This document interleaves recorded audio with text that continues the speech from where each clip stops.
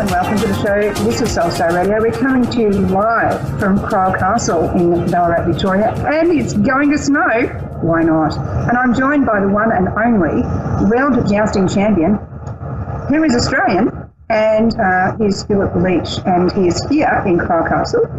Good morning, sir. Good morning, how are you? I'm very good. How are you this morning? A little bit cold. Yeah, tiny bit cold.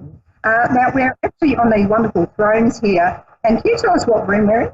We're in the tavern, so a big function room where we have our medieval feasts and performances and such. So yeah, it's quite a special room, very cosy. And for those in the Ballarat area, the Winter Feast is actually on this Saturday. I'll actually be performing some live platform readings and hopefully making you laugh as well. And there'll be some beautiful music. In the meantime, we're going to talk about the history of the castle and also about your jousting. Now, as a world jousting champion, can you tell us, like, where did you first start horse riding and all that sort of thing? Oh, well, my family, my mother in particular, always had horses. So, like, even from when I was quite young, I had access to them, and I'd just muck around riding and that sort of thing. And although I didn't ever do it sort of, seriously, that was always something I was familiar with. And I always had a deep passion for everything medieval and knights and swords and fantasy and that sort of thing. So when, as an adult, I sort of discovered that jousting was actually something that people did, I was right up for that. And my wife at the time had a horse, so I started riding on her horse again and putting together the equipment and doing the training that was necessary to joust. It must be pretty hard work, like you have to work out physically as well. And yeah, well, I mean, like it is a sport, jousting, and like any sport, if you want to perform at the top level, you have to condition yourself for it. So besides the actual activity of jousting and practicing the skills involved, I do have a fitness routine. I do watch what I eat to a certain degree, and it all helps. But when you're in those difficult situations when you're actually competing. Yeah, that kind of looks a bit scary, really. I'm sort of looking at this jousting stick and going, splinters in very inconvenient places. But how heavy is a jousting stick? Well, the lance, which is called the jousting stick, I think they weigh about 5 kilos, and it doesn't sound like a lot, but they're over 3 meters long. And when you lower them so that you're holding them horizontal, they actually get quite heavy in the hand. And I think it adds like an extra 20 kilos of pressure that you're holding in your hand on the big solid lances that we use. So part of the technique is actually managing that extra weight and having your technique right so that you don't have your lance just completely horizontal all the time. And obviously, the strengthening and conditioning helps with it as well. Cool. Now, you travelled to the US with this and done some TV stuff. So can you tell us what show that is and what you did there? Yeah, so that was sort of my first overseas trip regarding jousting, and it was back in 2012, I think.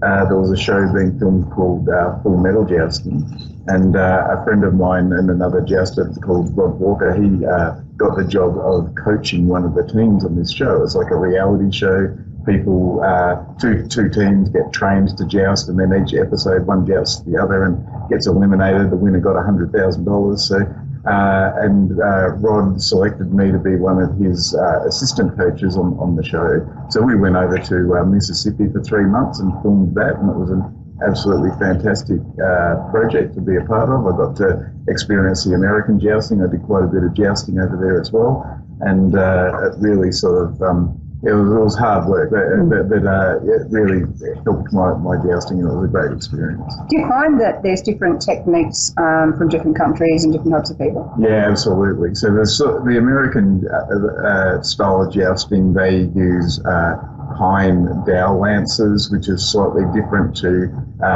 most of the world use a balsa tip on the lance, and then some of us now are actually doing historical swords, so lances that are exactly the same as the ones that we used historically, with sharp steel tips on the ends of them. So within each of those styles, there's different techniques and armour requirements and all that sort of thing. I'm thinking so. I'm thinking that could be just slightly dangerous. Yeah. Well, the sharp steel tips are actually there as a safety device.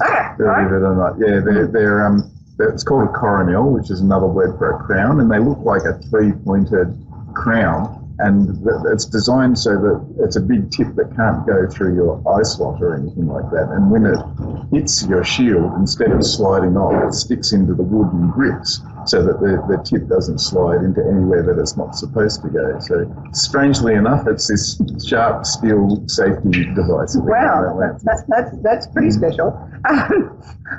Well, now you recently competed, and were you already the world jousting champion in June, or did you become? Yeah, I was defending my title basically at the World Jousting Championship, and once again it came down very close to the last round. But both years there's been an excellent field of competitors, as you'd expect at that sort of level, and so I managed to secure the win again, which I'm very happy about. That was really cool because it was actually on my birthday, so I was like, there you go. Hilarious coincidence. But so that was in Warragul. How many different countries were competing, and what countries were they? Oh, let me see. So besides Australia, we had a Russian competitor, a French competitor, a Canadian competitor, and a Dutch competitor. So there must have been one other.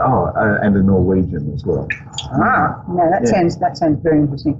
It's like, wow. So all these different techniques as well, and they come across that. So it's not just all playing the same sort of way. And even the different participants sort of like had slightly different strengths, weaknesses, and techniques that they use. And the Russian guy, for instance, was very strong, and he'd just sort of lower his lance and come in, like a bulldozer. Whereas others of us have more of a more technique to how we put the lance onto the shield. So, God, that's really scary.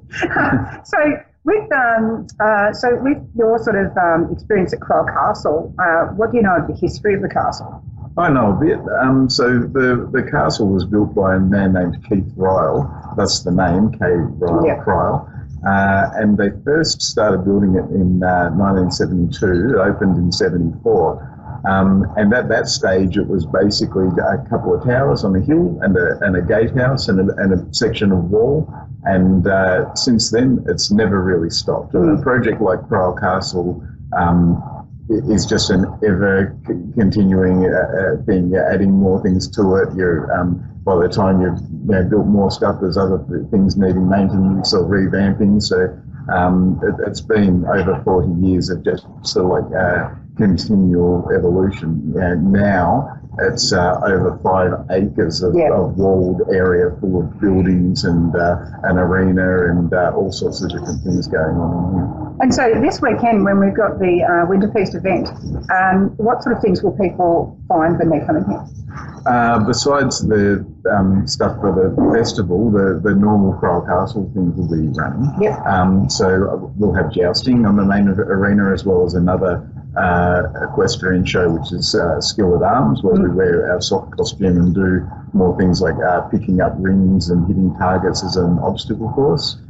And then there's different plays, pantomimes, things for the kids like face painting and calligraphy, archery, pony rides. So there's a whole bunch of sort of like castle related stuff that we do here as well. Beautiful. And also with that Winterfeast event, with the expo side of it, there's actually going to be readings, healings, candles, crystals, all sorts of wonderful things, decks of cards. There's also a regular shop here that actually also sells a wonderful assortment of like even apothecary type things and smudge sticks, books, the whole thing. It's actually quite a wonderful place to come and visit. It's kind of, what sort of future do you see with Crowell Castle particularly? Well, we're sort of since the new owners, I say new owners, we've been here for about 6 years, have taken it over. There's been a whole lot of revamping and sort of like modernising the place to make it more medieval. That will continue. We're sort of looking at expanding the accommodation style of things. We're always looking at our shows and performances and ways to improve them, and chipping away at different areas like inbound tourism, school groups, because there's a lot of different facets to the castle, and for it to be a successful business, with all those facets have got to work. So the theme park, the accommodation, the school groups, the corporate groups, and all that sort of thing all need to be working so that we can have a well-rounded and diverse business. Cool. So with with your armoury and the colours and all that sort of thing, I saw a lot of red and the gold and that sort of colouring. What's the story behind that? Well, I think red has always been my favourite colour since I was a kid. I think, I had a brother, and I was always red and he was always blue, and so red was sort of like a given. And years ago, I used to paint, those little metal miniatures that you have for Dungeons and Dragons and those sorts of things. One of the very first sets of that I got was a box of knights, and there was one in particular that had a horse, and I painted it red and black and gold, and it just worked. I just really loved that miniature, and when it came time to sort of like select my own colours, I was like, I'll do that. So I sort of like found a way for them to work, and the heraldry that I liked, and it's something I'm very happy with. And you see my colours everywhere. Now. Yeah. So have you got a dragon on top of your house? I have a dragon as a crest.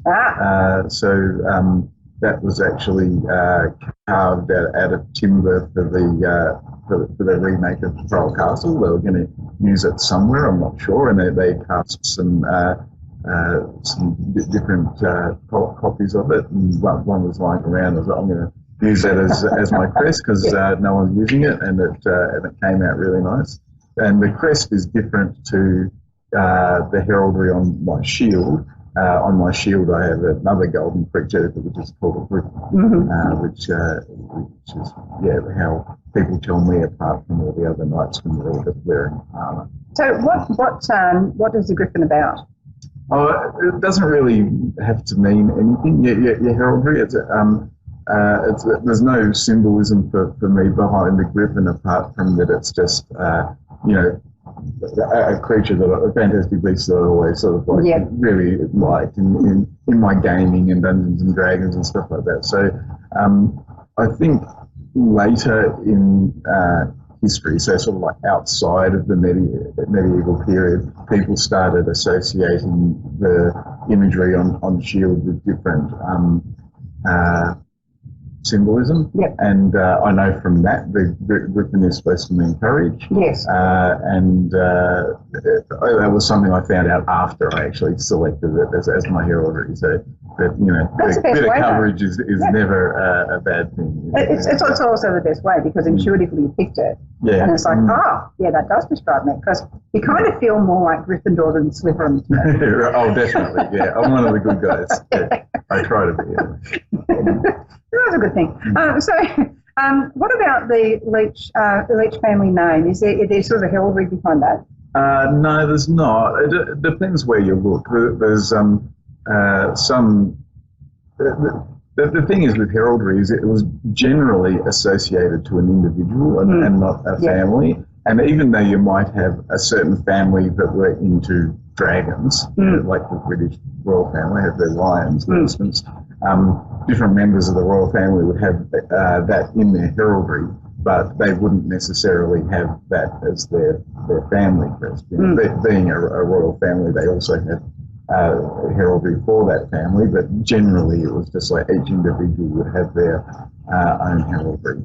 Heraldry could be handed down, so like if you were the firstborn, you might inherit your parents' heraldry, and that was a way that it would sometimes creep down. And all of their land too. That was fun for the firstborn, wasn't it? Yeah, the secondborn, he might have to join the church or something. Yeah, pretty much. It's friar tuck time. So that was a way that heraldry would sometimes get handed down. And if there was two people wearing, like if you had the father and the son both on the same battlefield, and the son was going to be inheriting that heraldry, they'd often put like a band around the top of it just to show that this is slightly different. And you see that with like Edward and the Black Prince, so both on the same battlefield wearing similar heraldry, but they just had this point of difference so people can tell them apart. Does that make it a bit easier to like pick them out, like go for that guy? Yes, it would. Yeah. And I think you do see situations where they had fake people as well to confuse the enemy. But like a big part of the heraldry was that so that you could be recognised by your own people, not just be a command within a conflict, but if you like charged into battle and defeated a whole bunch of guys and saved the day. If no one actually could see and tell that it was you doing it, what's the point? You've got to gain renown and do these cool things to gain renown, and there's no point of doing that if no one can actually tell that it was you. Yeah, and it's also like if you're not tough enough, everyone's going to mutiny or something. Yeah, well, maybe. Yeah, and in medieval warfare, it was when people broke, when people couldn't see their leaders and that sort of thing, and they were like, well, things aren't going well, but battles would just be lost immediately. As soon as people start running, it's game over, basically. That's pretty heavy stuff. Yeah. Wow. So there's also archery here as well. Yeah. So do you ever do that? I do, yeah. I think I got my first bow when I was about 5 years old, and I've always really enjoyed archery. It's one of the more popular things that we do here. I also do a bit from horseback, which is a lot of fun and quite challenging. And my daughter's into that as well. So, cool. Yeah. So the kids here can come and do archery as well. And is that going to be undercover this weekend or? I don't know. It is. Okay. Yeah, we're going to be undercover. Yeah, because it's going to be kind of interesting. Yeah. Yeah, everything's going to be inside. So if you are coming to Ballarat, it's still going to be cool because, well, we cool literally, but it's also going to be good because everything's going to be inside. So it's actually really good on that level. I first learnt how to ride, like trick riding as a child. Oh, right. I loved it. And I remember once I applied those skills because a girlfriend bought a donkey. And I can see where this is going. And of course, donkeys have no wither. And she thought that it would be fun to race me on the donkey against her on her sister's quarter horse. And, let's just say the quarter horse kept running and Jack, and of course I'm Jacquelene, and I'm thinking she might have actually named the donkey Jack for another reason, but Jack asked. But, the donkey decided to stop and there was no wither. Yeah. And I went over the handlebars. Yeah. And the other time where the trick riding actually came in handy was Jack decided we were running under some cypress trees, and that wasn't going to end well. And so I actually did a back flip, like a roll off the donkey, saved myself. Do you find ever that you're sort of on a horse and it's like, oh, this is not going quite how I need to, might need to get off? Yeah, I generally try and stay on as long as possible. Yeah. But there are moments when you're hanging off sideways, holding onto the reins, and it's like, there's no way you're going to stay on, so you better just look for a nice landing spot. The last time that happened to me, I was in armour and a horse reared, like right up onto his tippy toes. I was right off the back, and I remember just thinking, if I hold on to this, the horse is just going to come down on top of me. So I just let go of the reins and just off the back, and I was fine, and the horse was fine, and me deciding to bail then probably saved what could have been a really bad situation. Yeah, God. On donkeys, a male donkey is called a jack, so that's part of the reason as well. He actually was a god. Yeah. That explains a lot. So we've got a round table here as well. We do, yeah. So we've got there's two main towers here. One's known as the Knight's Tower and the other is the Wizard's Tower. And we've got a copy of Edward IV's round table that he had made. In the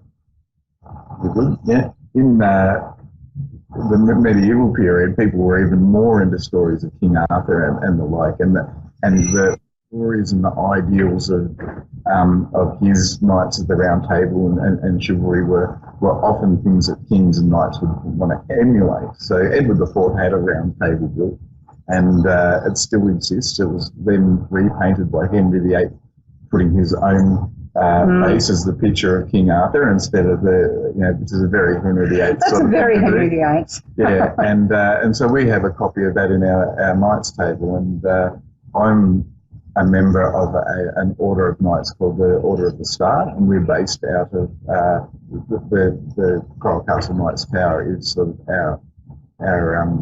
club base. And so we often have our meetings and things around that. It's a really, really nice spot. Beautiful. All right. Well, I'd like to thank you so much for joining me on Soulstar Radio today. It's interesting, you're in the Order of the Star and we're on Soulstar Radio. In the meantime, we're going to wish everyone a happy day and we're going to have a wonderful time here at Winterfeast. And join us at Cryle Castle in Ballarat if you can. In the meantime, I'm going to wish you the very best for a weekend of love and light and healing. We might be snowing, but it's going to be fun. Catch you next week. Love. Bye.